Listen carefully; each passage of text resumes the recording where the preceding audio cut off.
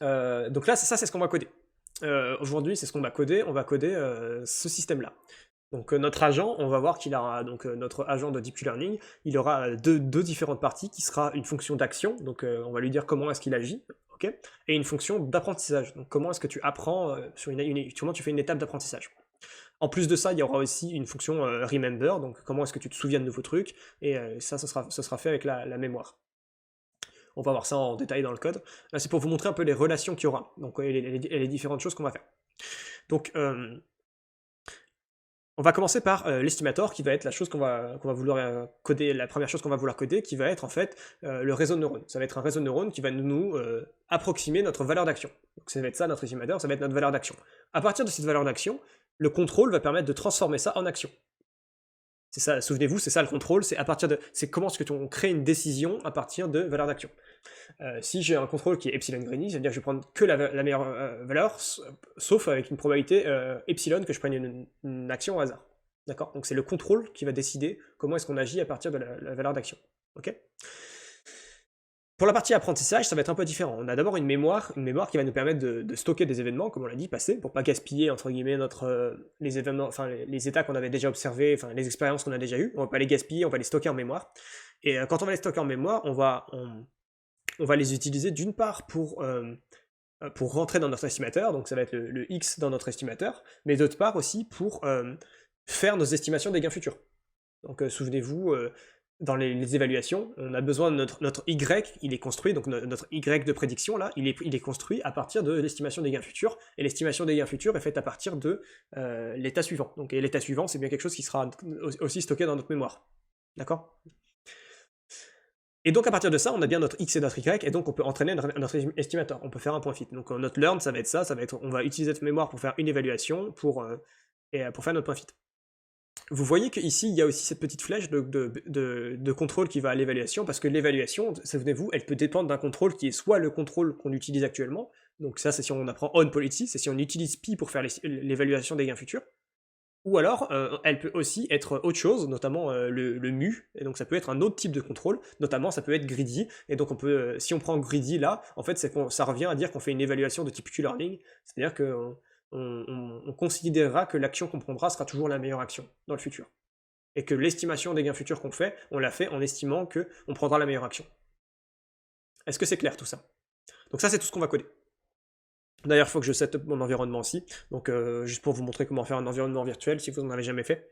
Donc ça vous permettra d'apprendre quelque chose en plus. Donc là, je vais set up un environnement virtuel, donc imaginez que je viens de faire mon guide clone, hein, donc j'en serai là, modulo les trucs qu'on a fait avant la pause pour le truc des tournois, mais ça n'a pas d'importance pour ce qu'on va faire maintenant. Et donc là, je vais créer un environnement virtuel, donc pour ça, je vais faire python-m virtual environnement, donc venv. Je vais appeler mon environnement virtuel env. Donc on voit que ça a créé un environnement virtuel ici. Je vais dire à VS Code que oui, c'est bien l'environnement virtuel que je veux utiliser actuellement et que je vais utiliser en tant qu'interpréteur pour ce dossier.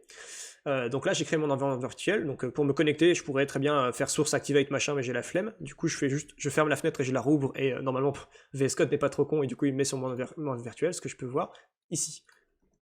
Et donc là, j'ai créé mon environnement virtuel et je suis connecté à mon environnement virtuel, ce qu'on voit ici. Du coup, je vais pouvoir pip install les requirements,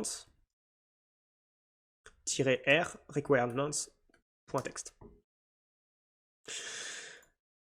Bah donc c'est parti, hein, codons-le. Hein.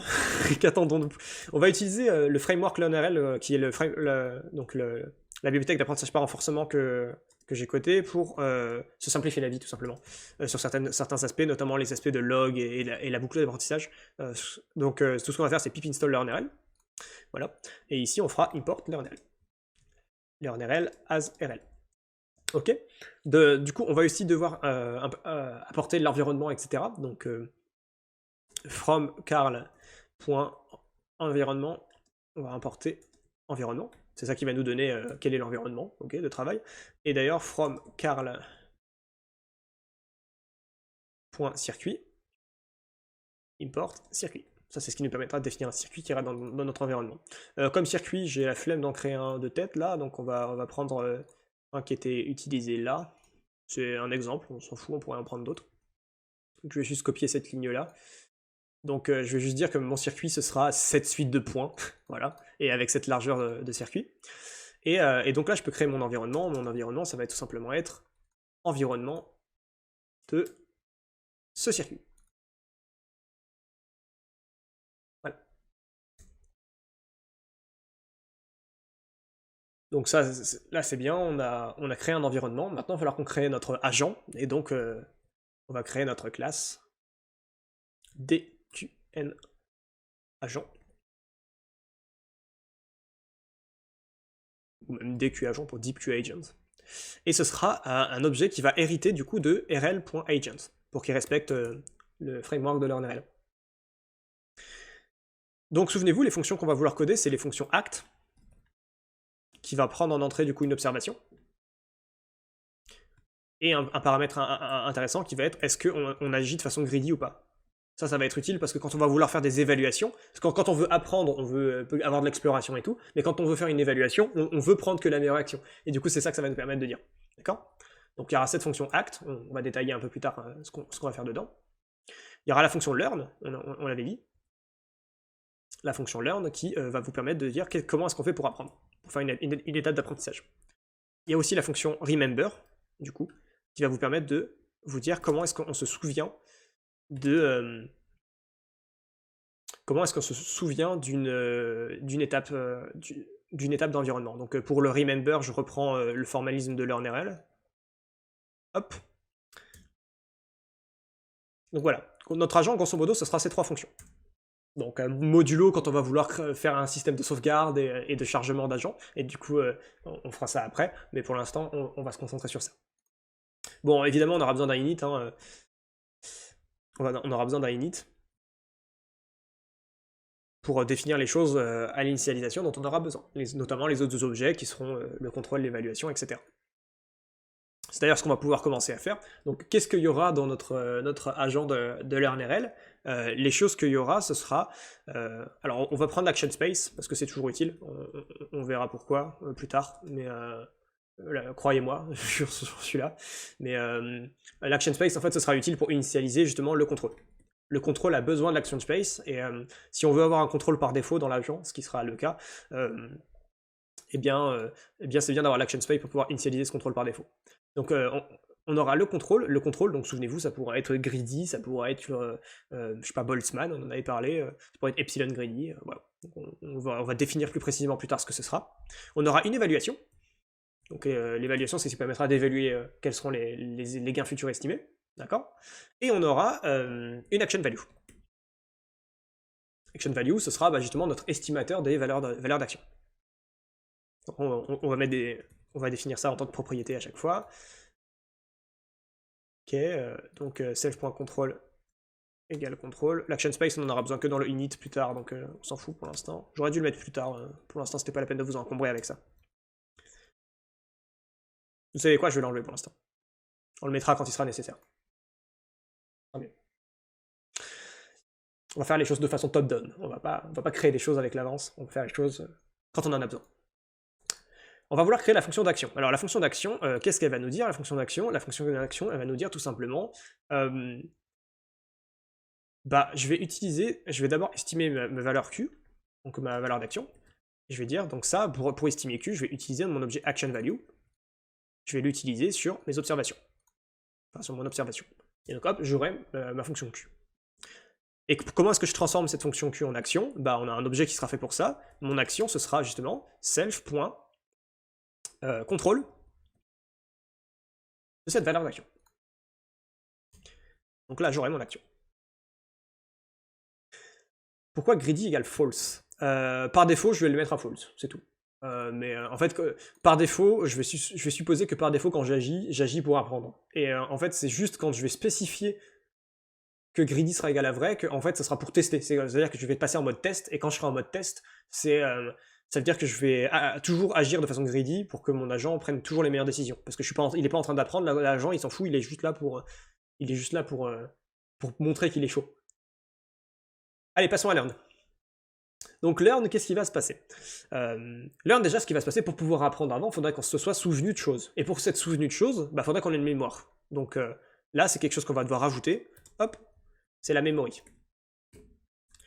on va avoir un objet qui sera notre mémoire, et donc self.memory est égal à memory.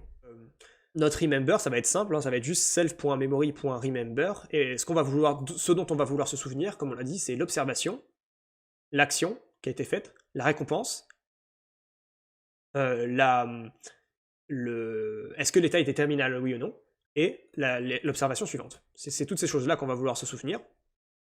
Voilà.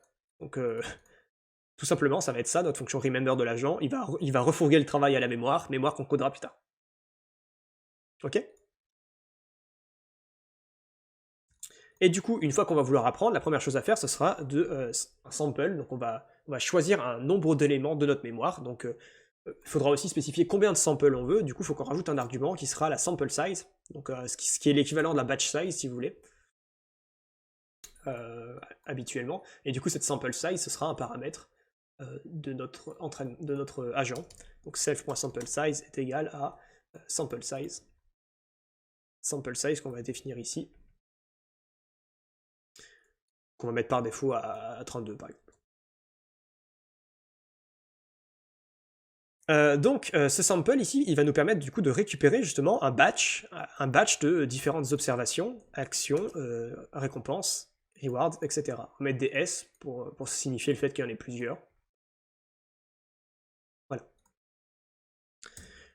À partir de ça, ce qu'on va vouloir faire, la première chose qu'on va vouloir faire, c'est l'estimation des gains futurs. Donc l'estimation des gains futurs, donc ça va être expected future rewards.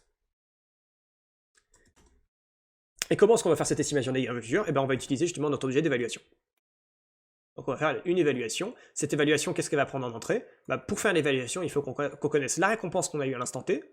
Est-ce que les états étaient terminaux ou non? Parce que s'ils n'étaient pas terminaux, on aura besoin de l'observation suivante.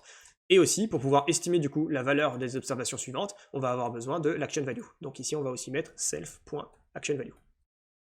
Là, on va calculer le Y, si vous voulez. Si je reprends ça, c'est ce qu'on fait ici, là. On va calculer ce Y, et donc pour ça, on va utiliser l'évaluation. Maintenant, faut qu'on calcule notre loss.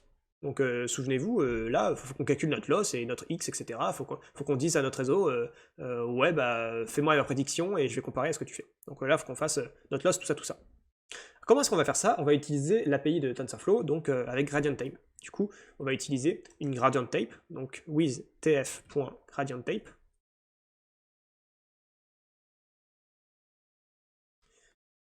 As tape.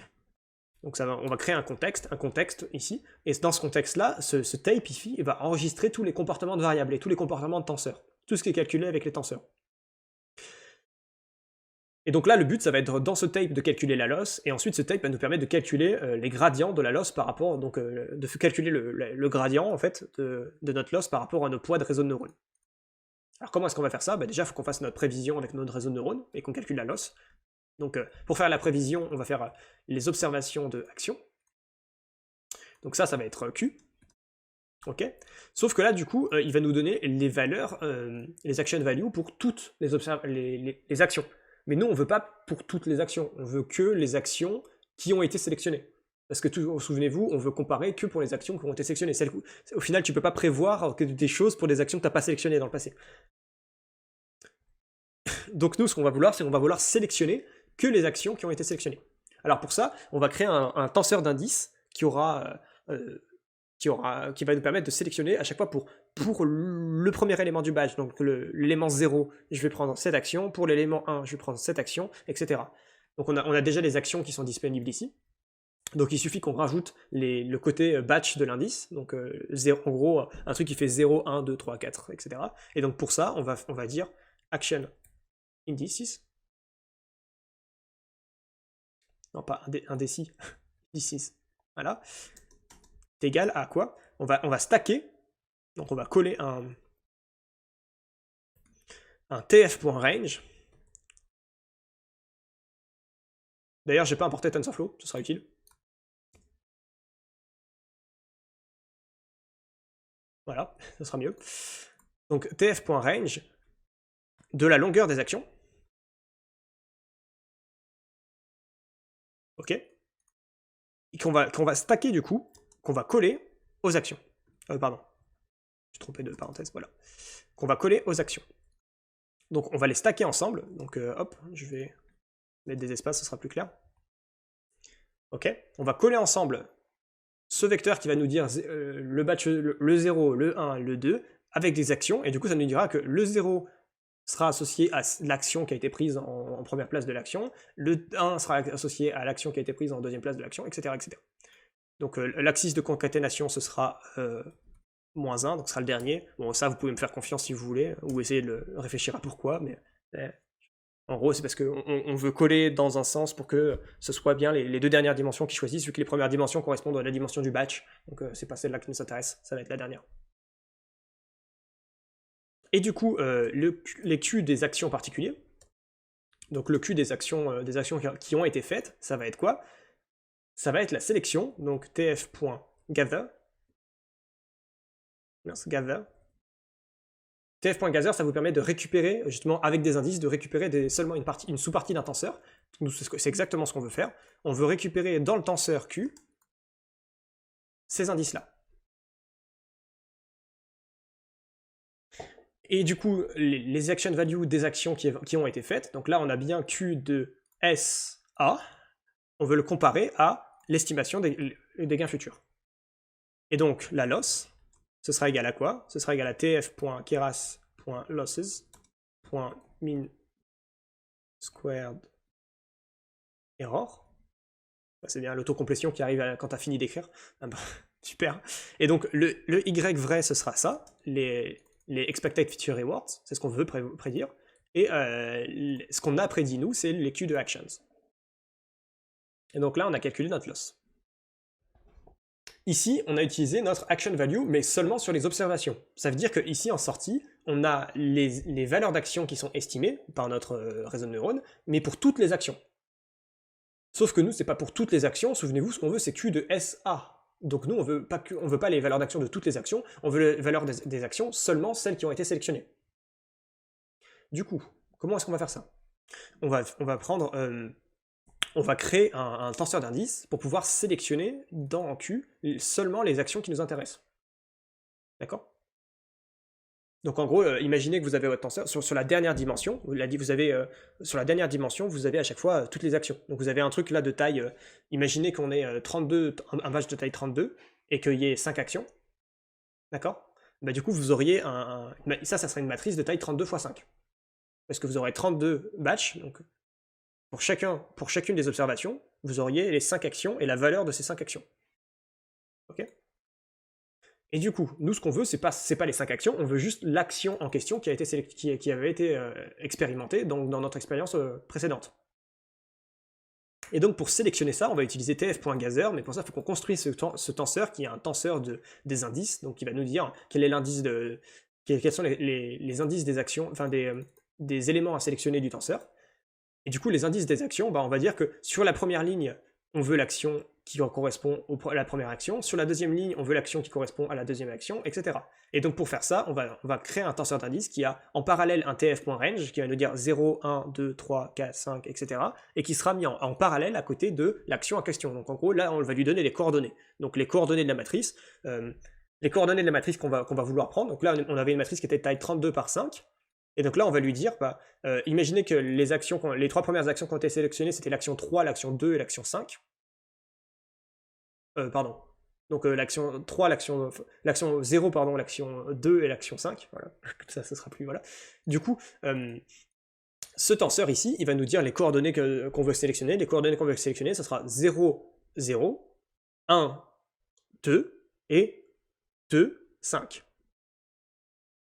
C'est les coordonnées de la matrice à chaque fois pour chacune des choses qu'on veut sélectionner dans le tenseur. Et donc dans le tenseur, on va créer un nouveau tenseur ici, qui sera le tenseur qui aura sélectionné les indices en question. Dans le bon ordre, parce que c'est pour ça, là on a un tf.range qui du coup fait 0, 1 dans le bon ordre. Est-ce que ça va mieux? Et du coup, ça c'est bien les actions. Là on aura bien les Q de SA cette fois-ci, donc on aura bien les Q de SA. Ce qui est ce qu'on veut, donc qui est de la bonne taille, et qu'on va pouvoir comparer aux espérances de gains, enfin aux gains futurs estimés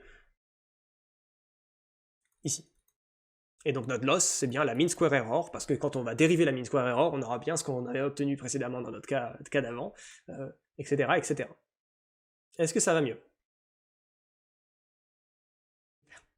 Donc, maintenant, on va calculer notre gradient. Pour calculer notre gradient, c'est très simple. On va faire tape.gradient de la loss. Donc, la fonction qu'on veut dériver, c'est la loss. Par rapport à quoi? Par rapport à self.actionValues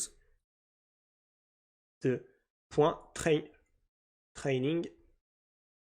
Pardon. Trainable weights. Donc en gros, on veut lui dire de prendre sur les poids en particulier, qui sont les poids. Pour ça, il faut qu'on fasse ça ici. Alors, pour se simplifier l'autocomplétion, on va mettre ici tf.keras.modèle. Comme ça, il sait que notre truc sera un modèle Keras. Et donc là, normalement, si je fais t, il devrait me dire trainable weights. Voilà. Là maintenant, il va mettre l'autocomplétion parce qu'il va connaître ce que c'est. Et donc là, en fait, je vais dire à Keras, du coup, calcule-moi le gradient de ma fonction de coût que j'ai calculé juste avant, par rapport au poids de mon réseau de neurones. D'ailleurs ici, pour qu'il puisse... imaginez que vous ayez des couches de dropout ou de batch norm, c'est important quand vous passez de dire que vous êtes en train de vous entraîner. Donc training égale true. Un peu à la même manière du greedy là-dessus, du greedy au-dessus égale false, bah c'est pareil, ici vous mettez greedy égale true pour dire que si votre réseau de neurones il a des couches de dropout ou des couches de batch normalisation qui n'ont pas le même comportement en entraînement qu'en test, bah là, il faut bien lui spécifier que quand tu fais ton appel, fais-le en considérant que tu es en train de t'entraîner. Et une fois que j'ai calculé ces gradients, ici, il va falloir que j'ai un optimiseur pour appliquer ces gradients, parce que ces gradients, on les a calculés, mais c'est pas suffisant. Pour derrière, faut qu'on utilise, qu'on utilise un optimiseur. Donc l'optimiseur de base, c'est la descente de gradient stochastique, donc SGD, Stochastic Gradient Descent, où vous faites juste moins alpha fois le gradient. Mais nous, on va utiliser peut-être un optimiseur qui sera un peu mieux, mais en tout cas, c'est un truc qui nous manque et qu'on va devoir définir. Donc on va le définir ici. Self.actionValue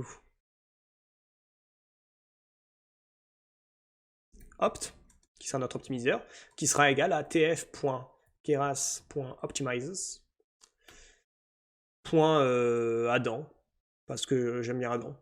Voilà. Et on va lui mettre les paramètres, du coup learning rate est égal à learning rate. Et decay est égal à learning rate decay.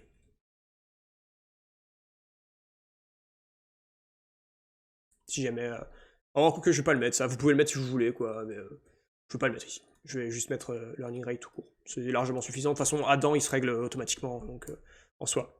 C'est un paramètre qui a peu d'intérêt de toucher en général. De toute façon. Je vais le mettre à 10-3 de base initialement. Enfin, learning rate, si t'abuses avec, ça devient un problème, mais grosso modo, dès que t'es dans les bonnes ranges, Adam fait en sorte que de toute façon, il s'adapte automatiquement. C'est l'intérêt justement d'utiliser un optimiseur mieux que la descente de gradient stochastique, dans lequel vous avez à vous emmerder avec l'histoire de momentum, de machin et tout ça, et c'est beaucoup plus compliqué. Alors que là, avec Adam, Adam il se débrouille, quoi. Adam il fait sa vie. Et donc on va utiliser notre optimizer ici pour faire quoi? Pour appliquer les gradients. Donc on va utiliser la fonction apply gradient, qui va appliquer les gradients. Et donc là, on va mettre les deux itérateurs, on va itérer d'une part sur les gradients en question, et d'autre part sur l'endroit où on veut appliquer les gradients, à savoir, du coup, les poids de notre réseau de neurones. Est-ce que ça va?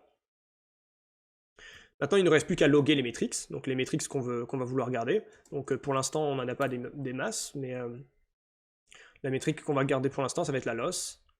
Donc la loss, ça va être quoi? La loss, ça va être tout simplement loss. Voilà. On va vouloir loguer aussi, alors nos.numpy, parce qu'on va éviter d'envoyer des tenseurs dans learnrl, il va pas être content. Donc on va lui mettre des numpy. Ici, on va... ouais, faut que je fasse des mises à jour dans learnrl, notamment une pour gérer ça, le fait que quand on voit un tenseur, ils comprennent tout seuls et qu'ils prennent pas le tenseur lui-même, mais qu'ils prennent le point numpy du tenseur. Donc la loss, ensuite, qu'est-ce qui pourrait être intéressant? C'est le learning rate, que je vais retourner. D'ailleurs, j'ai oublié de faire un truc important, qui est retourne matrix. Voilà. Parce que learnrl va comprendre ces métriques-là, et voilà, et se débrouiller avec.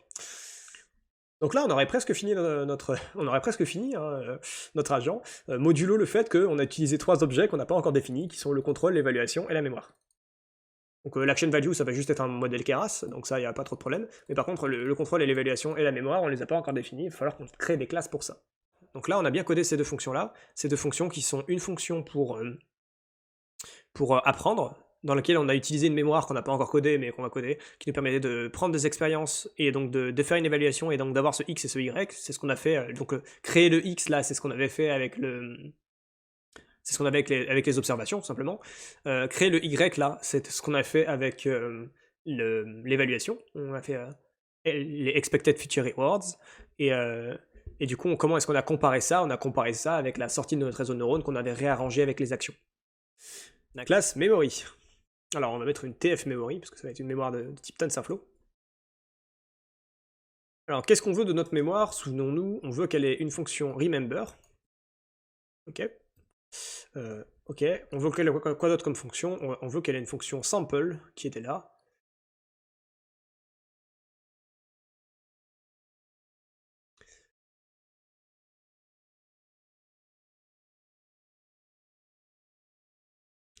Il manque le self ici, et voilà. Donc c'est les deux fonctions qu'on va vouloir faire dans notre mémoire. Bon, il y aura aussi une fonction init, hein, éventuellement.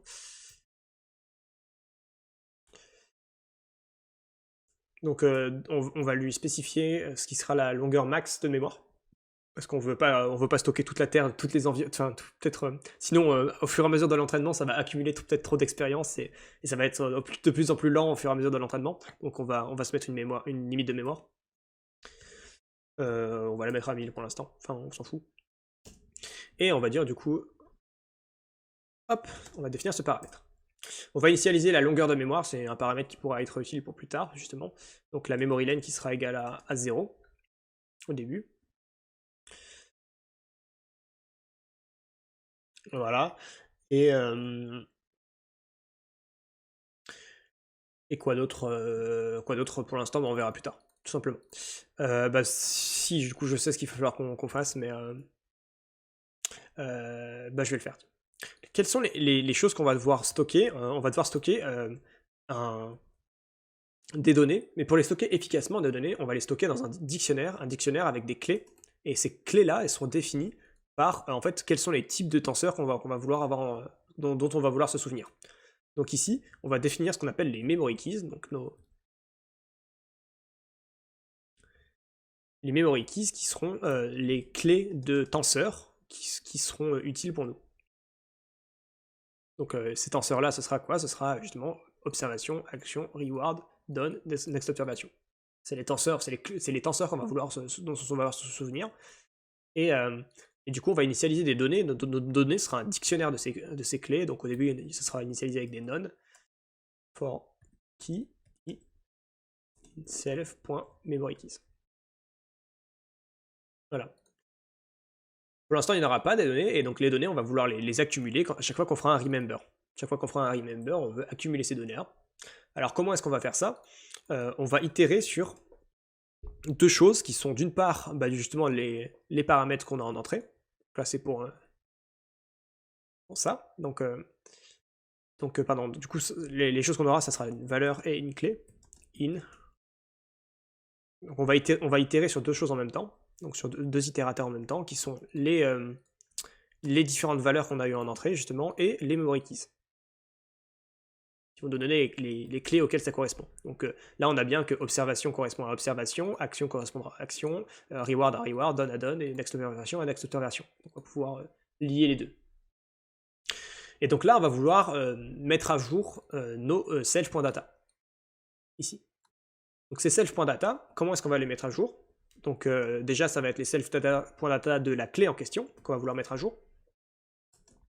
Il faut qu'on pense déjà à qu'est-ce qui va se passer initialement. Initialement, on a un vieux non nul, du coup, s'il n'y a pas encore de mémoire, donc si on n'a rien retenu pour l'instant, si la memory len est égale à 0, on va initialiser nos self.data en disant on va juste stocker telle quelle la valeur. sauf que tel quel, ce serait un peu stupide, parce que nous, on veut les batcher pour après, on voudra faire des batchs après, donc on va rajouter la dimension qui sera la dimension du batch. Donc pour ça, on va utiliser expand_dims pour rajouter la dimension du batch. Donc sur l'axe 0. Ok. Donc là, on aura, dans le cas de base où la mémoire est égale à, enfin, où on n'a encore rien stocké, on a défini, on remplace du coup le none qu'il y a de base ici par notre première valeur dont on a étendu une dimension pour qu'elle corresponde à la dimension du batch. D'accord? Donc je vais même le mettre ici, parce qu'on va devoir le réutiliser après. Voilà. Est-ce que c'est clair?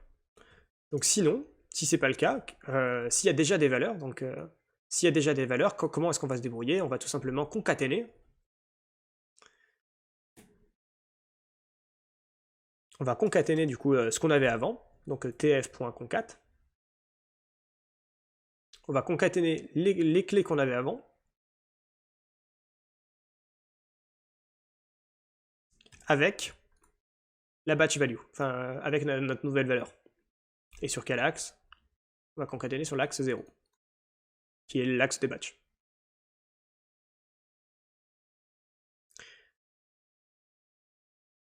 Et ensuite, on va mettre à jour à la fin la memory lane.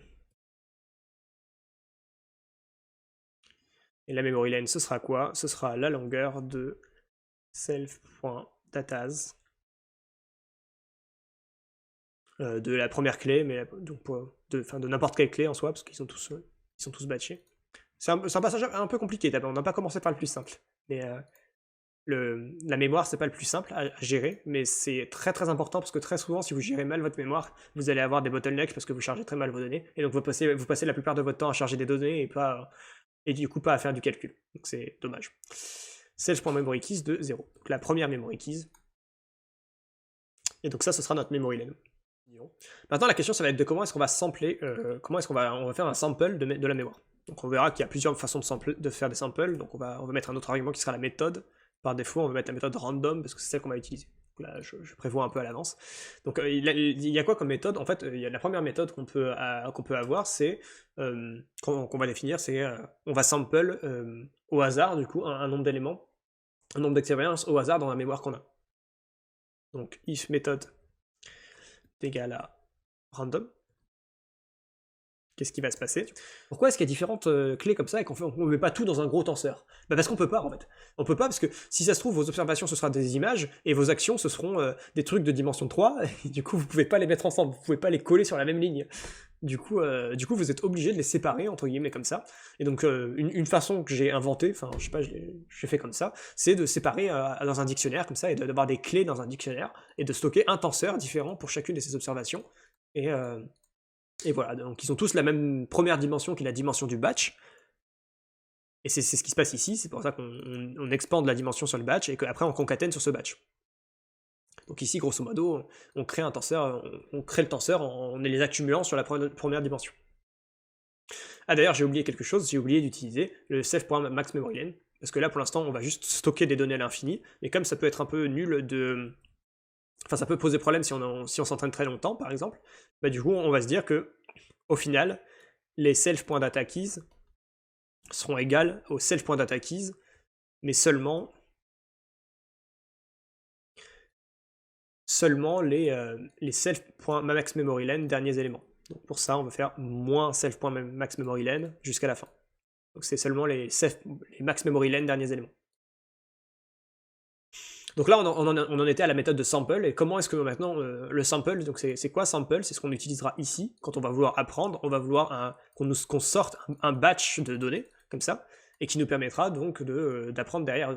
Et donc un des paramètres c'est la sample size, donc on veut sortir un batch de la taille de sample size, et il y a différentes méthodes de choisir un batch dans la mémoire. Là pour l'instant on va faire la méthode naive random, donc où on va prendre un batch au hasard. Donc déjà il faut définir ce batch au hasard on va le définir comme ça. Donc indices, ça va être quoi? Les indices, ce sera égal à un tf.range, tout simplement. Un tf.range qui sera de quelle taille? De la taille qui ira entre 1 et et memorylen. D'accord. Et ce tf.range, je vais le shuffle. Donc je vais le shuffle comme ça. tf.random.shuffle, c'est mieux. Random.shuffle, donc je vais shuffle mon range, et je vais prendre de ce range shuffle que les premiers éléments, donc les sample size premiers éléments. Et donc maintenant, je peux définir les données que j'aurai en sortie. Les données que j'aurai en sortie, ce seront quoi? Ce seront self.datas. Alors, ce sera, je vais réutiliser le tf.gather avec l'histoire des indices, souvenez-vous. Donc tf.gather, self.datas de la clé en question, avec les indices qui sont communs à toutes les clés, parce que c'est les mêmes expériences, les mêmes lignes de chacune des différentes clés que vous allez vous prendre. D'accord? Pour chaque clé, donc for key in self.memoryKeys.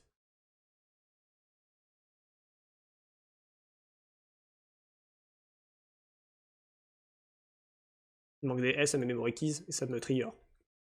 Je vais remettre des S partout.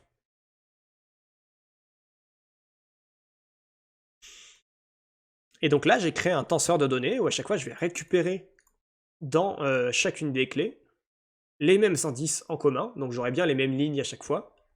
Et j'obtiens bien mon vecteur de données.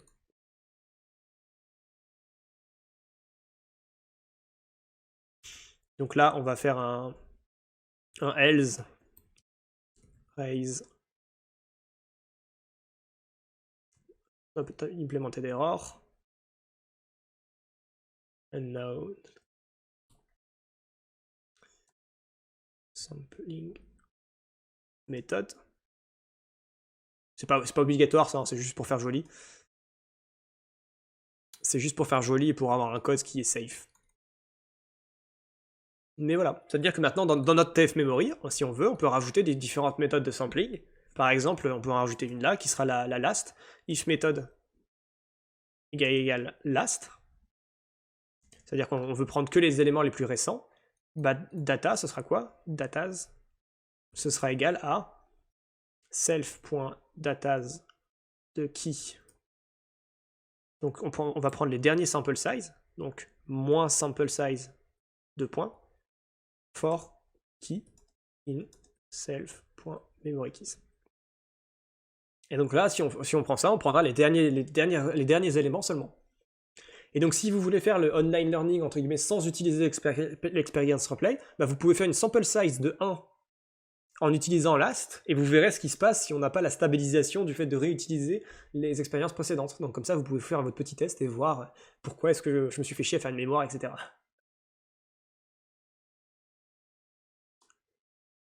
Est-ce que ça va pour la mémoire? Donc là, on a fini notre jolie mémoire.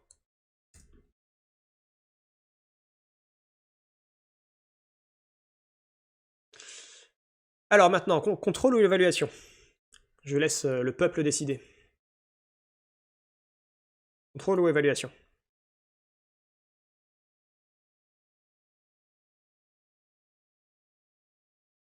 Contrôle, éval.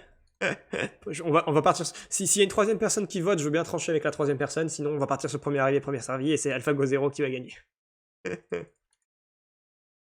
Alors, est-ce que quelqu'un d'autre veut donner son avis? Contrôle ou évaluation? Je lui donne, allez, 10 secondes. Éval. Ah. Et ben ça part sur évaluation. L'évaluation. On évalue avant de contrôle. Pas forcément, au final, non. Le contrôle agit plus tôt que l'évaluation. Parce que l'évaluation, tu l'utilises que quand tu fais le learn et que quand tu apprends, alors que l'action, tu l'utilises dès la première fois. Donc techniquement, le contrôle arrivera plus tôt dans l'environnement, entre guillemets, quand tu veux vraiment réagir, plutôt que l'évaluation. Donc, non, dans l'ordre des choses, ce serait plutôt l'inverse. Mais c'est pas grave, dans tous les cas, on va tous les faire. On va commencer par l'évaluation. Alors, qu'est-ce que ça va être une évaluation? Bah, moi-même, je ne sais plus, alors allons voir, qu'est-ce que c'est une évaluation? Une évaluation, c'est utilisé ici.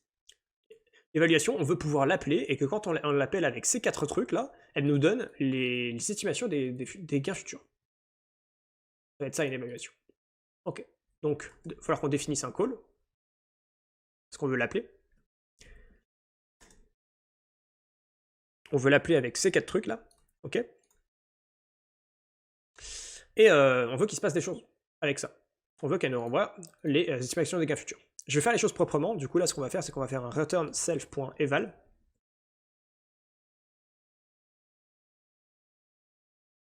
avec ces 4 mêmes éléments.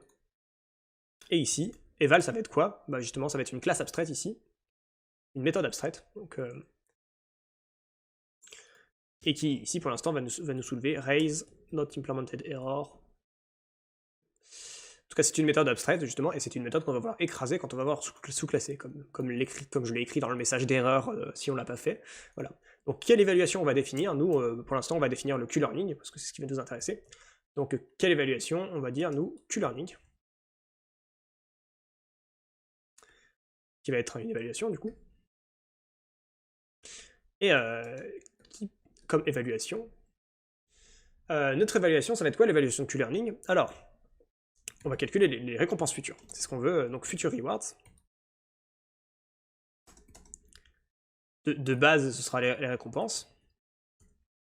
Et si les environnements ne sont pas terminales, donc s'il y a n'importe lequel des éléments du batch où c'est pas terminal, on va faire un petit calcul en plus. Donc if tf.reduce. Alors c'est not done, du coup. Ah, c'est de ABC qu'il faut l'importer. Oh bah la flemme, tu sais quoi. Je me souviens plus. Et je me souviens plus comment faire ça. Je voulais faire les choses proprement, mais tant pis. Donc not done, on va définir un not done, qui sera le logical not de done. Ce sera juste est-ce que c'est pas fini, donc c'est l'inverse de ce booléen. Et s'il y a n'importe lequel de nos éléments du batch qui est pas fini, bah du coup on va faire ce petit calcul ici. Ce petit calcul, ce sera quoi? Ce sera, on va vouloir ajouter à nos future rewards les valeurs d'action des prochaines observations. Et même plus précisément, pas les valeurs d'action, mais les maximums des valeurs d'action. Vu qu'on fait justement on fait une évaluation de Q-learning, ici on va pas utiliser un contrôle ou quoi, on pourrait avoir une évaluation qui va utiliser un contrôle et qui fait du off-quality learning ou du on-quality learning. Mais ici on s'en fout, et ici nous ce qu'on va faire c'est juste, on va juste prendre le max, donc on va juste faire du Q-learning. Est-ce que ça va? Donc, qu'est-ce qu'on va calculer? On va dire que Q, ça va être égal à action values de next observations, mais seulement pour les éléments qui sont pas finis, seulement pour not done. D'accord? Et ces action values là, pour avoir les valeurs de Q actions, donc c'est Q max même, parce que ce sera le maximum, Q max, on va faire un reduce max, donc tf.reduce max, on va prendre le maximum sur l'axe des actions qui est le dernier axe. Ok? Et donc, partout, nos future rewards ici, on va vouloir ajouter, donc tf.tensor scatterAdd, on va vouloir leur ajouter à ce tenseur aux indices qui sont les indices de not done, donc on va devoir chercher les indices, donc les indices de not done c'est n done indice, indices, ça va être égal à tf.where, c'est tf.where not done, d'accord? Et du coup, partout là où c'est pas fini, donc aux indices où c'est pas fini, on va ajouter notre Qmax.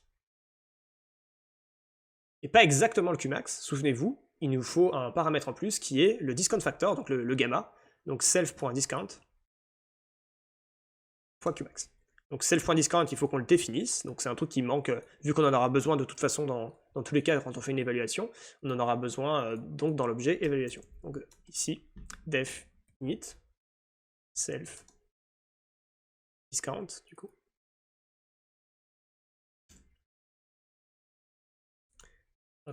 Et du coup, le discount, on va le définir en tant que paramètre de n'importe quelle évaluation. De base, on va le mettre égal à 0,99. pareil, si vous voulez vous amuser avec, vous pouvez voir ce qui se passe. Voilà. Et voilà, on a fini quasiment notre Q-learning, modulo le fait qu'il faut retourner la valeur, sinon on va avoir des problèmes. Pas de questions? Pas de questions sur ce Q-learning? La fonction tensor_add, elle marche comment? En fait, elle va prendre le tenseur là, elle va regarder à ces indices-là, et à ces indices-là, elle va ajouter cette valeur. Les fonctions TF tensor scatter, en fait, elles vont faire des actions, des opérations à un indice en particulier. Donc là, c'est scatter add. Donc sur ce tenseur, à ces indices en particulier, on va ajouter cette valeur. Si tu veux, c'est un espèce de plus égal localisé. Voilà, c'est ça, cette fonction. C'est plus égal localisé. À quoi sert la bricole du name ici? En gros, à quoi ça te sert cette bricole? C'est si tu veux... imagine que tu as un autre fichier et que tu veux importer des classes de ce fichier-là. Bah comme quand tu vas importer un fichier, ça va lancer le script Python. Si t'as pas ça, bah ça va aussi run des autres trucs éventuels qu'il y aurait. Et là, du coup, ça permet de ne run ça que si tu lances ce fichier spécifiquement.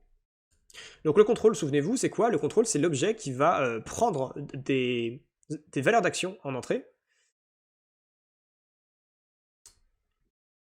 et qui donc en sortie va vous donner l'action à faire. Donc en entrée il a les valeurs d'action, et après il va en sortie il a l'action, il va décider quelle action vous allez faire. Donc ce contrôle là il y aura une fonction act, hein, c'est la fonction qu'on va appeler justement, qui sera la fonction qui permet de faire une action. Donc cette action là, qu'est-ce qu'elle aura en entrée? Bah pareil que notre agent en fait, c'est-à-dire qu'elle aura une observation et un greedy égale false. Alors le greedy, pas forcément d'ailleurs, on verra que ce ne sera pas forcément le cas. Cet objet contrôle, on veut pouvoir l'appeler comme ce qu'on a fait ici, donc on veut pouvoir l'appeler comme ça, donc on va avoir besoin d'une méthode call. Donc c'est ce qu'on va faire ici, def call self, et du coup observation et greedy. Et justement, c'est là qu'on va profiter du fait qu'on ait ce call intermédiaire et que les gens, quand ils vont coller des différents contrôles, ils vont coder que la fonction act et pas la fonction call. Pourquoi on va en profiter ici, particulièrement parce que on va pouvoir dire que si c'est greedy, on va act greedy et même pas aller regarder ce que fait le contrôle habituellement. Et si c'est pas la greedy, par contre, si on est en train d'apprendre, on va utiliser le contrôle qui est défini là-haut. D'accord? Du coup, ici, qu'est-ce qui va se passer? If greedy, donc si on est greedy, qu'est-ce qui va se passer? Pardon, d'ailleurs, j'ai dit une connerie, c'est pas l'observation qu'on va mettre en entrée, c'est justement, c'est ce que je disais, c'est ce qui a en entrée d'un contrôle, c'est les valeurs d'action. Donc le contrôle transforme les valeurs d'action en action.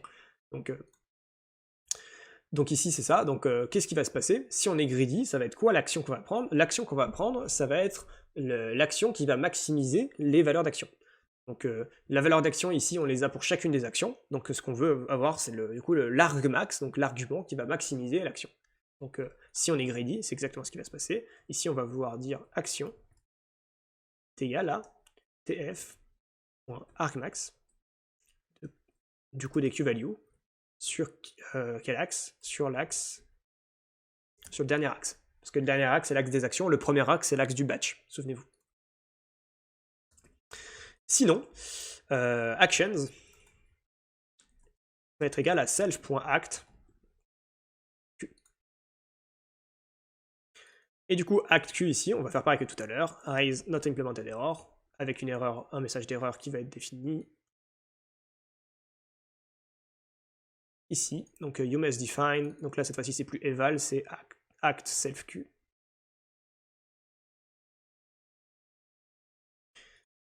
White chip classing, et maintenant en subclasse, contrôle. On n'a pas besoin de mettre autant de lignes que tout à l'heure. On peut faire comme ça serait pas mal par exemple. Maintenant, il ne nous reste plus qu'à définir notre classe contrôle qu'on va utiliser. Donc, on va définir epsilon greedy. On définira Boltzmann si vous avez envie tout à l'heure. Donc, greedy, on va l'appeler greedy. Parce que epsilon greedy, c'est un cas plus général que greedy tout court. Mais je veux dire, greedy dans le sens classique, c'est 0 greedy au final. Donc, mais ça revient un peu au même. Donc, def act self_q.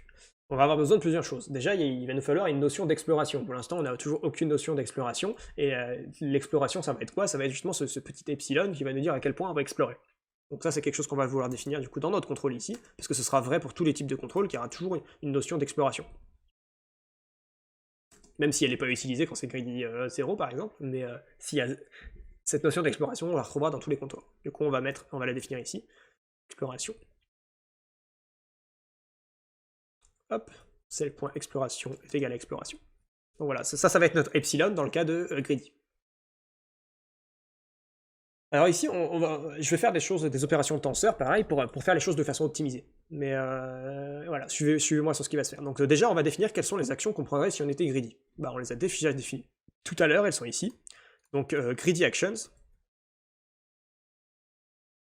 c'est égal à ça. Ok. On va ensuite définir les random actions. Des actions random, ce serait quoi? Les actions random, ce serait des tf.random.randint, donc parce que souvenez-vous, nos actions sont des indices, c'est les indices des actions. Sauf que du coup, pour avoir la valeur max, donc c'est random.uniform, je dis des bêtises, c'est le dtype qui va être int, tf.int32. Donc ça va être un randint, donc voilà. La valeur de départ, ce sera 0, donc minval égale 0. Mais qu'est-ce que ce sera égal à quoi, maxval? À vous de me le dire. Par contre, moi, ce que je vais vous dire déjà, c'est que il y aura la shape, donc la shape du samples. On va vouloir prendre un truc qui respectera la batch size. Donc, on va l'écrire ici. Batch size est égal à q.shape 0. Et du coup, là, nous on veut que c'est la même shape que la batch size. Qu'est-ce qui nous manque à cause de ça, de juste ça. C'est juste cet endroit. Du coup, je vous demande de réfléchir à ça. La taille de l'action space. Putain, rapide. Rapide de bourg. Bien vu. Donc, ce qui nous manquera, c'est exactement ça, c'est la taille de l'action space. Donc, en l'occurrence, généralement, ce qu'on va stocker, c'est carrément l'action space tout court dans le contrôle. Donc, on va le mettre ici, action space. Et on aura besoin de l'espace d'action.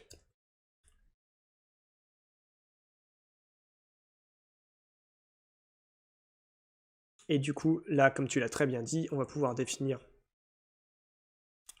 actions size, donc ça sera la taille de l'action space, ça sera self.actionspace.n, parce que c'est défini comme ça.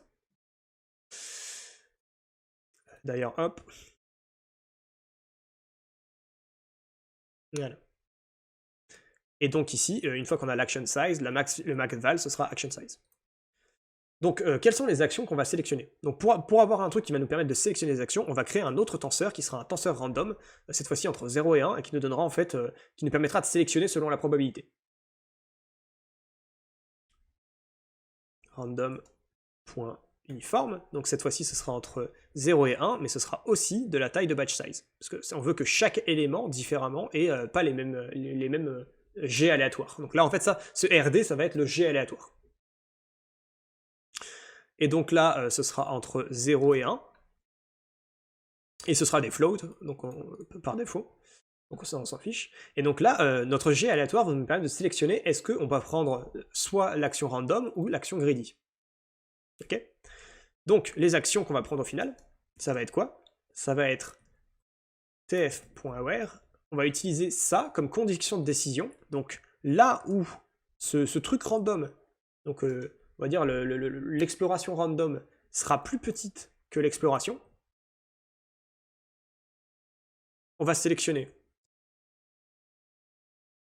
Donc quand cette condition est vérifiée, donc le cas extrême de cette condition, c'est si l'exploration est maximale, donc si l'exploration est à 1, elle sera toujours vérifiée. Donc la première condition, si l'exploration est maximale, c'est qu'on prendra des trucs random.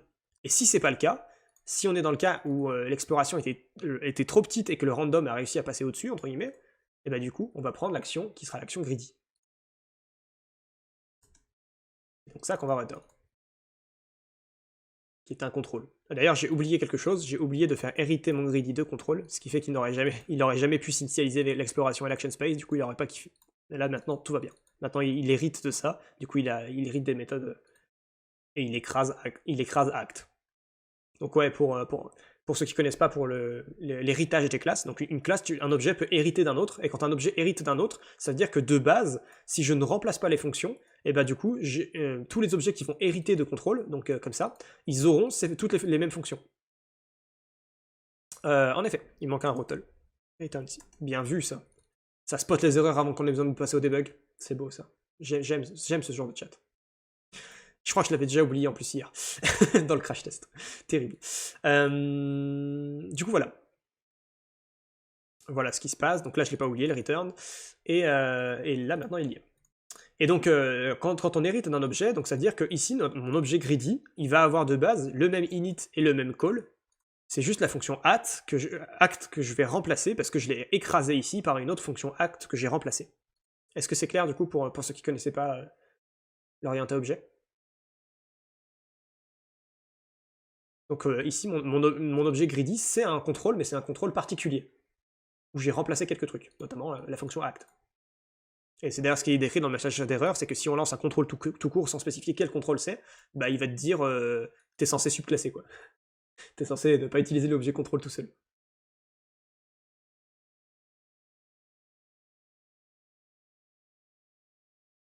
Et voilà, maintenant on a fait notre objet contrôle, du coup on va pouvoir dire à notre EQN agent que contrôle, ça va être des objets type contrôle. Et donc là par exemple, maintenant qu'il sait ça, il sait que si je dis self.control, il va me proposer .act par exemple. La méthode act, parce qu'il la connaît, il va savoir quel objet j'utilise. Voilà, c'est juste une question de bien géré.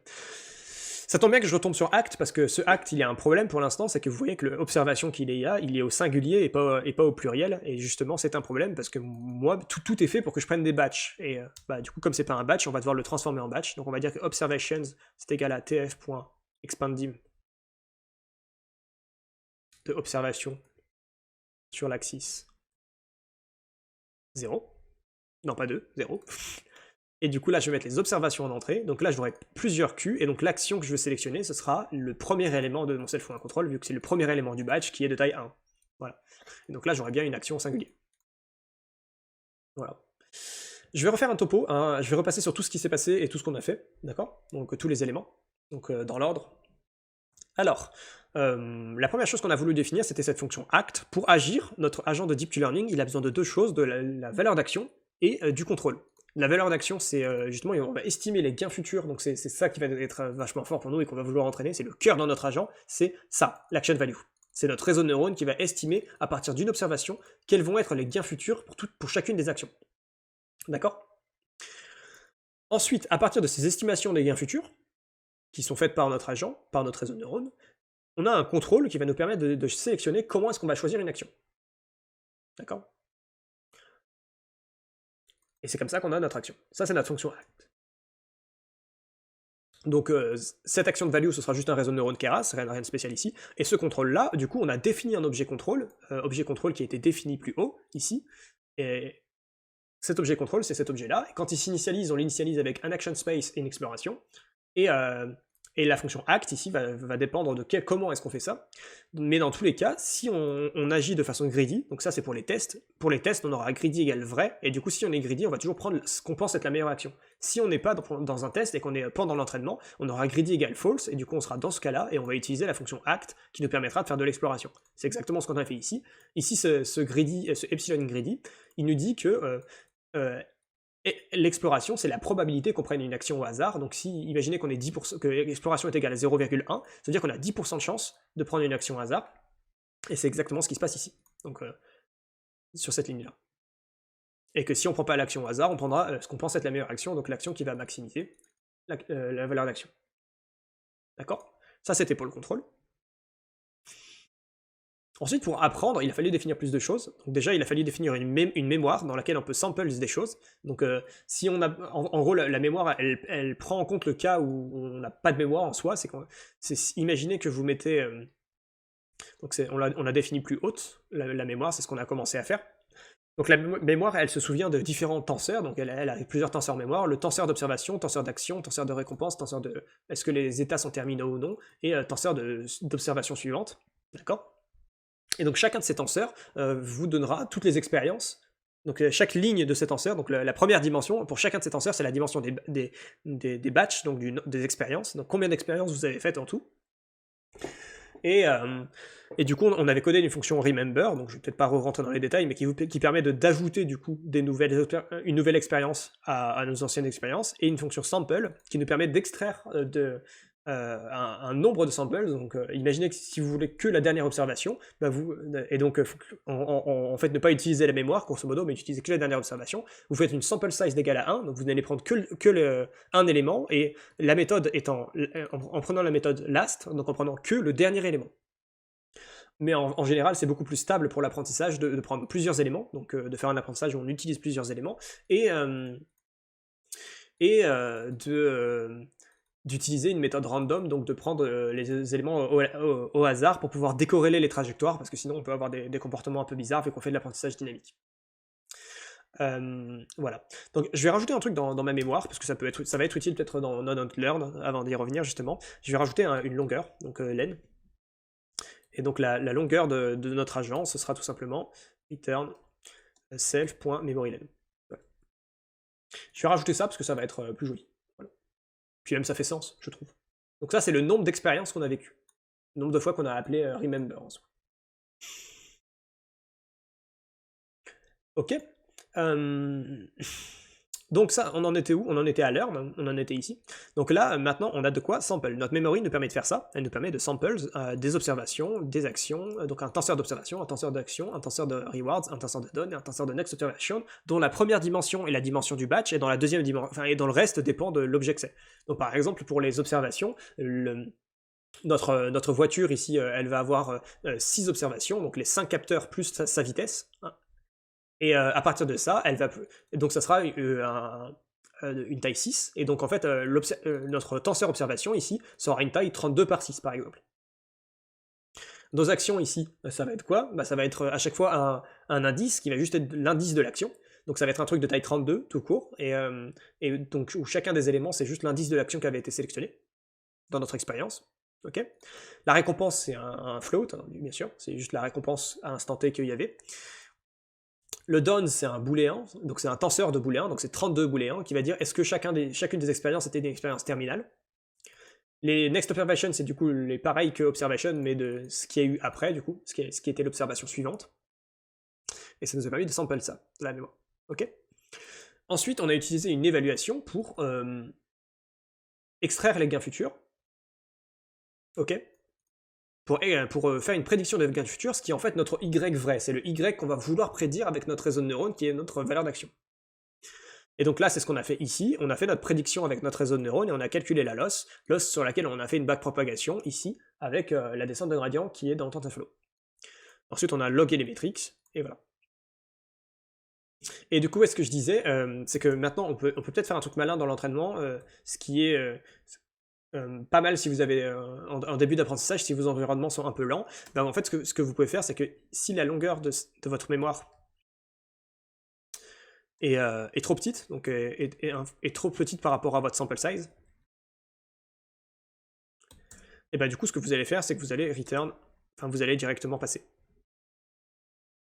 Et en gros, vous n'allez faire de l'apprentissage que si vous avez assez d'éléments pour faire un batch. C'est pas extrêmement important, mais en fait, dans TensorFlow, quand vous avez des batchs de taille fixe, vous allez pouvoir faire des graphes généralement qui sont plus stables, et donc vous allez pouvoir faire des calculs plus rapides. C'est vraiment du détail, et voilà, c'est pas une mauvaise pratique, et en plus, ça vous permet à votre agent d'expérimenter plus de trucs avant de commencer à apprendre, tout simplement. Voilà, et donc il y avait aussi la fonction remember de l'agent qui était juste appeler du coup la mémoire et lui dire de se souvenir de l'expérience qu'il vient d'avoir.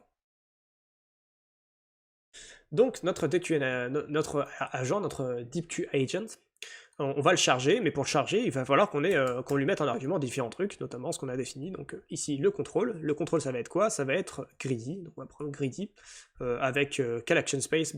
Ça va être l'action space de l'environnement, simplement. Et quelle exploration? L'exploration qu'on va lui mettre au début, par exemple 0,1, voilà. 10% de chance de prendre des actions au pif. Ensuite, l'évaluation, ça va être quoi? Ça va être tout simplement QLearning. Avec un discount, hein, donc si vous voulez le changer, vous pouvez. Là, on va le laisser par défaut à 0,99 parce qu'on s'en fout un peu. Il faut le temps de process, mais ça va. C'est pour ça que je fais un peu de pause et que j'essaie de répéter les choses, etc. Mais parce que je sais je suis bien conscient qu'il y a beaucoup de choses. Donc voilà. Notre mémoire, ça va être quoi? Memory, ça va être égal à une TF memory. Donc on va laisser pareil la taille initiale de 1000, mais vous pouvez le changer aussi si vous voulez. Et donc 1000 expériences maximum. Il stockera que les 1000 dernières expériences. Et qu'est-ce qui nous manque? Action values, bien sûr. Il nous manque notre action value. Qu'est-ce que ça va être notre action value? Ça va tout simplement être un tf.keras.models.sequential. Et on va mettre quoi? Déjà, on va importer Keras de façon plus propre. KL est égal à tf.keras.layers. Et du coup, ici, on va mettre KL. Je sais pas moi, un dense déjà. Un dense de taille 64. Non, pas 664, c'est un peu beaucoup. 64 avec une radio.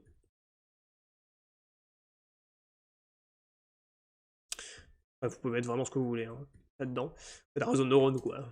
Rien de spécial, je vais le mettre deux fois, voilà, je vais mettre deux couches, et à la fin, je vais mettre ici env.actionspace.n, parce que souvenez-vous, ça doit être de la taille des actions. T'as une typo. Terrible. Ah oui, activation.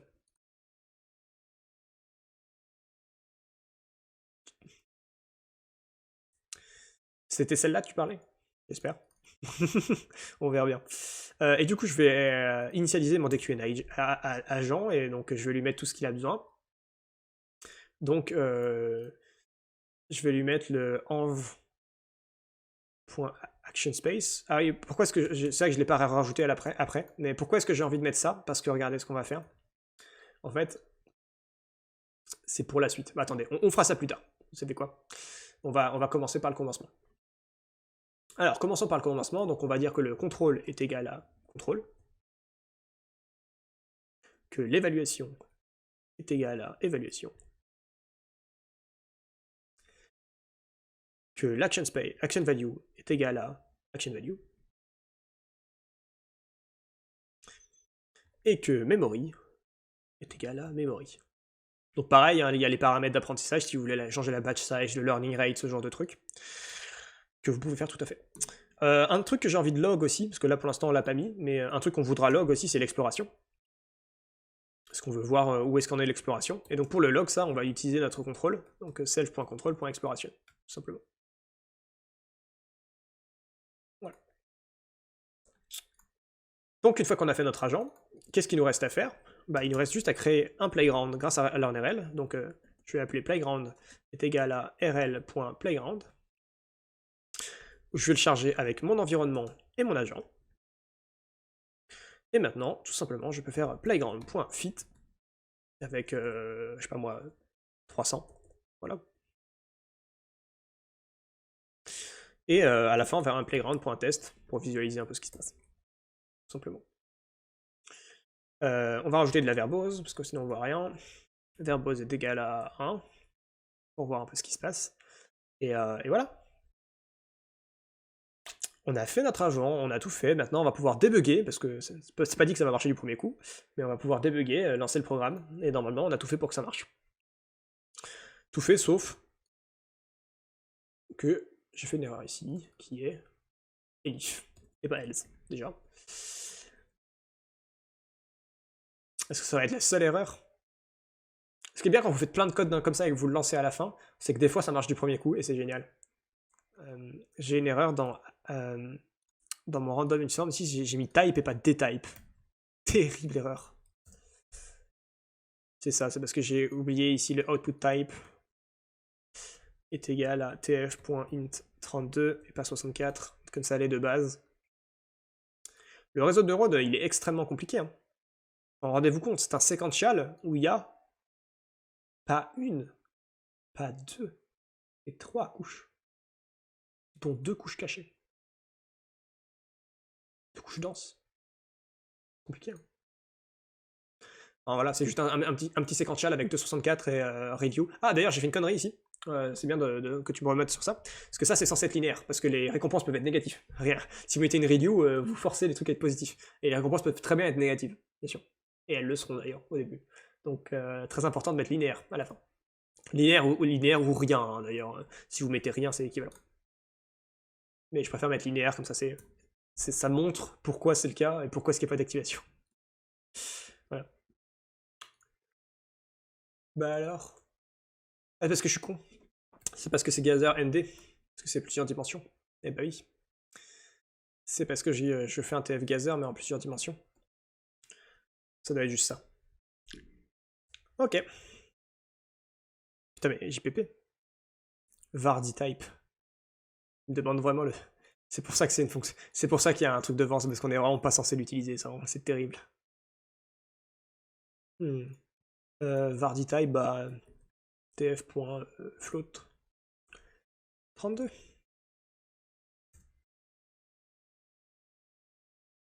Voilà, ça fonctionne. Incroyable. Et voilà, on a un agent de Deep Q-Learning qui fonctionne. Alors il est en train d'apprendre doucement, hein, on voit qu'il est passablement dégueulasse quand même. Mais Mais il s'améliore, on voit. La récompense augmente. Ce qui est ce qu'on attend de lui. Donc c'est pas si mal. La loss, on voit qu'elle a diminué et qu'elle a réaugmenté après, c'est parce qu'il expérience de nouvelles choses au fur et à mesure du temps où il ne meurt pas, du coup, et quand il conduit plus loin, du coup, bah, il fait moins d'erreurs. Enfin, il découvre de nouvelles choses, donc évidemment, vu qu'il découvre des états qu'il a jamais vus avant, c'est normal que la loss réaugmente. Et après, il faut qu'elle redescende, évidemment. Là, elle augmente un peu beaucoup quand même. Mais, mais du coup, si elle augmente trop, faut baisser le learning rate, évidemment. Mais là, ça va, hein, il a l'air d'apprendre. Il a l'air de faire sa vie. Ce qui est pas plus mal. On est toujours pas sur des récompenses positives, c'est-à-dire qu'il est toujours pas très très bon. Ah si, voilà, là on commence à. On a eu une bonne récompense positive à un moment, et après il a refait de la merde. C'est dommage.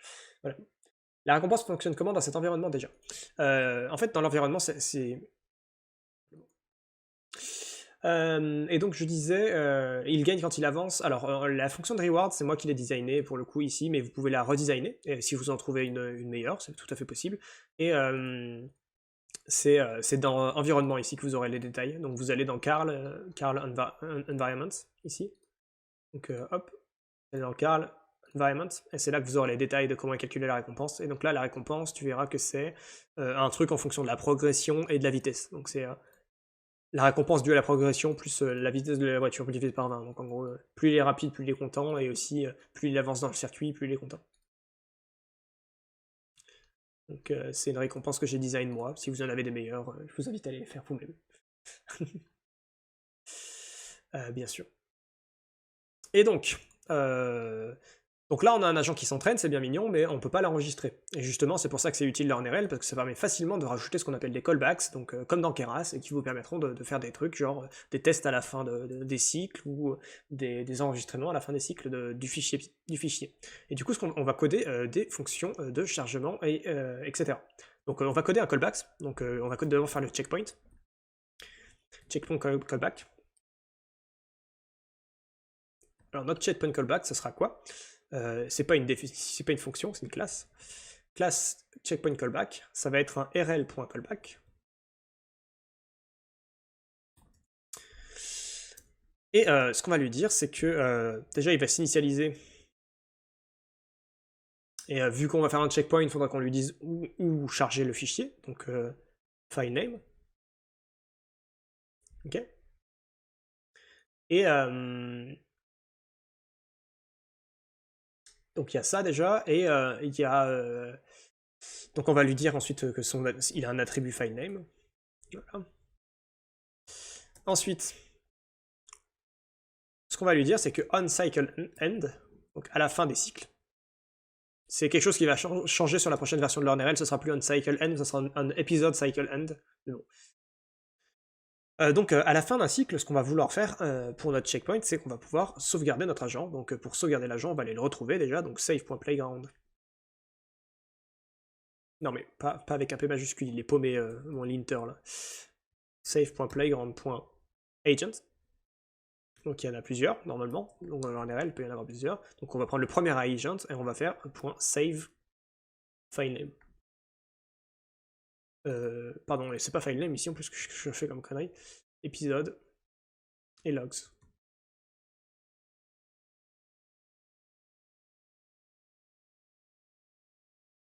Voilà. Et donc là, on a fait un callback qui va nous permettre d'utiliser la fonction de sauvegarde de notre agent à la fin de chaque cycle. Terrible. Donc ouais, je vais... self.filename. En effet. Bien vu. Et du coup, notre fonction save, il faut encore qu'on la code pour notre agent. Du coup, on va aller la coder. On va aller la coder ici. Pardon, donc on va aller chercher notre DQN agent, il est là. Et il est là, et on va vouloir lui mettre une fonction save. Alors en fait, ça va être quoi la fonction save? Ça va tout simplement être... On va sauvegarder le réseau de neurones dans un fichier de poids. Donc hop, def save, self, et filename. Et du coup, qu'est-ce qu'il va faire? Il va faire tf.keras.models.saveModel.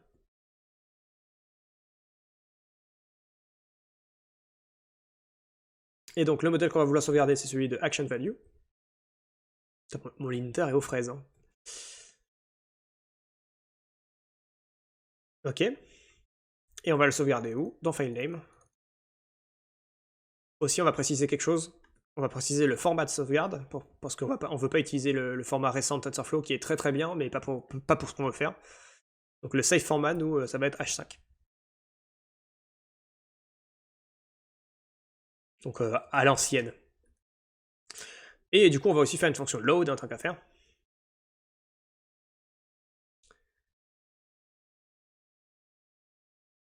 Et du coup, la fonction load, ce qu'elle va faire, c'est qu'elle va définir l'action value comme étant tf.keras.models.load model.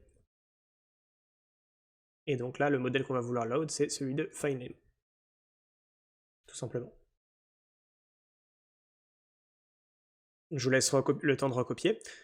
Mais pour pouvoir utiliser cette fonction load bien, il faudra qu'on puisse charger des agents si on veut juste les tester. Et avec du coup qu'on puisse charger un agent sans avoir besoin de mettre 40 000 paramètres comme ce qu'on a dû faire ici avec le contrôle, l'évaluation, etc. et l'action value et tout. Là, il fallait tout qu'on définisse tout. Du coup, il va falloir qu'on retravaille un peu notre init pour le rendre plus résistant et pour pouvoir l'initialiser même si on met pas les autres trucs. Pour qu'on puisse l'initialiser, juste charger une action value et hop, le lancer en mode greedy. Du coup, le lancer en mode greedy. Et donc pour ça, on va aller là-haut, dans le init. Et déjà, on va devoir rajouter un argument, donc j'en avais parlé tout à l'heure. Alors on va faire un peu de place, pour que ce soit pas trop dégueulasse. Et ici, on va rajouter un argument qui sera la action space.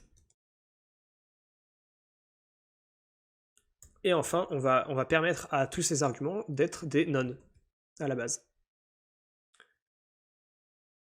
Donc à tous les arguments subsidiaires, de ne pas être initialisés. Ça permettra de ne pas les spécifier éventuellement, si on veut l'initialiser quand même sans ça. Et l'action space, du coup, qui va être nécessaire, il va être utile parce qu'il faudra quand même un contrôle. Donc le contrôle, on va dire que ce sera contrôle s'il est spécifié.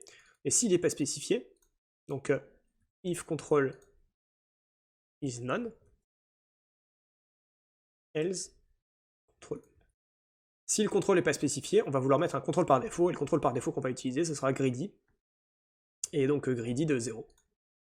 Et pour avec l'action space, qu'il faudra mettre en entrée. D'où l'intérêt de devoir mettre l'action space ici.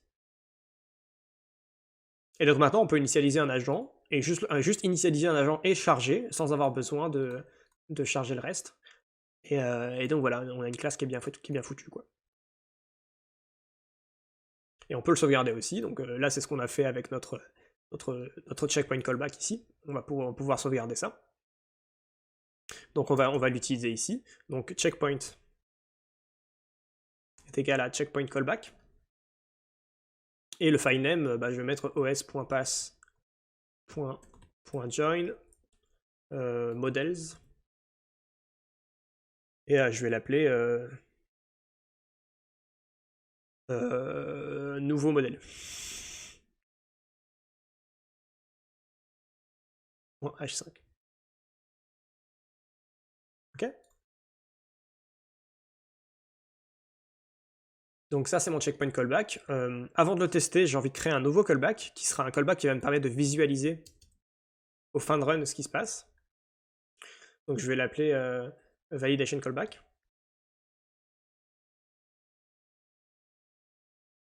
Comme ce qu'on a fait avant sur le pré-live un petit peu. Donc notre validation callback, qu'est-ce qu'il va faire? Notre validation callback, il va nous permettre, donc ça va être un callback aussi. Ok. Et lui, tout ce qu'il va faire, c'est que def on cycle end, pareil. Qu'est-ce qu'il va faire? Self episode logs, canon. Qu'est-ce qu'il va faire? Il va faire safe.playground.test 1. Comme ça, on va tester notre agent de façon greedy, en ayant le rendering, et du coup, tous les fins de cycle. Donc valide égal à validation callback. Voilà. Donc maintenant j'ai mes deux callbacks et je peux les spécifier ici. Je peux dire que ok, ma verbo ce sera 1, mes callbacks ce seront quoi? Ce seront checkpoint et validation. Et valide. Et voilà. Du coup, je vais pouvoir lancer mon agent et entraîner un nouvel agent, et en plus, cet agent va se faire enregistrer. Donc là, je vais même pouvoir l'entraîner plus longtemps, tant qu'à faire. On va l'entraîner sur, je sais pas moi, 5000 épisodes. Avant ça, il faudrait qu'on fasse un truc intéressant. Vous avez remarqué que là, pour l'instant, l'exploration, elle descendait jamais, ce qui est un peu nul, parce que c'est quand même bien d'avoir une exploration qui descend avec le temps. Donc, ce qu'on va faire, c'est qu'on va mettre on va permettre à notre contrôle d'updater son exploration.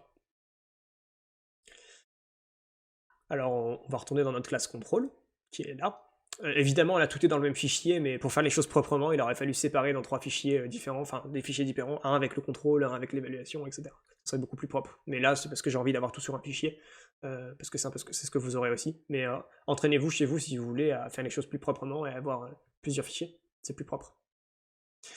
Et donc là, ce qu'on va vouloir faire, c'est qu'on va vouloir rajouter un update exploration. Update exploration. Et donc ça, maintenant, vous pouvez faire ça comme, vous pouvez le définir comme vous voulez, votre exploration, votre update exploration. Si vous voulez faire un truc qui varie en cosinus, vous pouvez tout à fait. Moi, ce que je vais faire, c'est que je vais juste mettre un decay, donc je vais rajouter un exploration decay. Decay, qui sera égal par défaut à 0. Voilà. Et du coup, ça veut dire quoi, exploration decay? Ça veut dire que je vais multiplier par mon exploration decay, par 1 mon exploration decay, à chaque fois que je vais update mon exploration.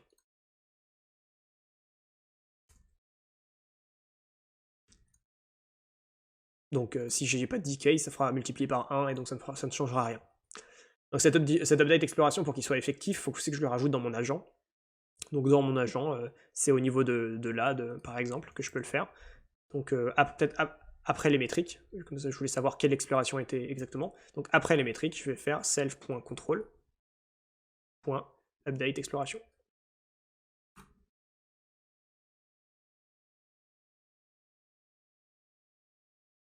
Et voilà.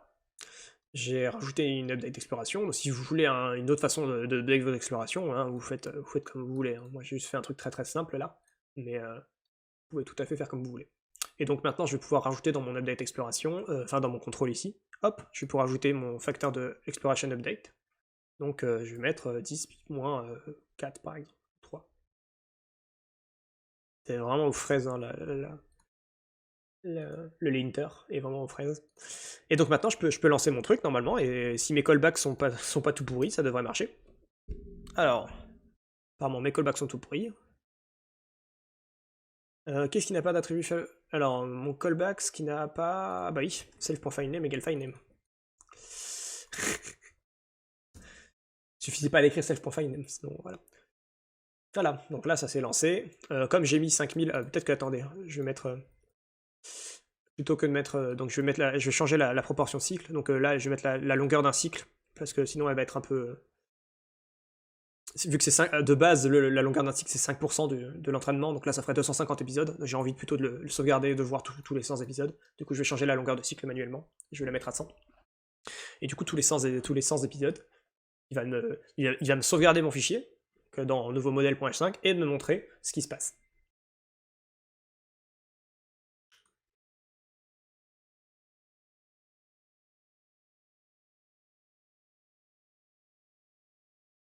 Donc là, on voit qu'il s'est planté dans le mur, mais c'est normal, il a fait que 100 épisodes pour l'instant.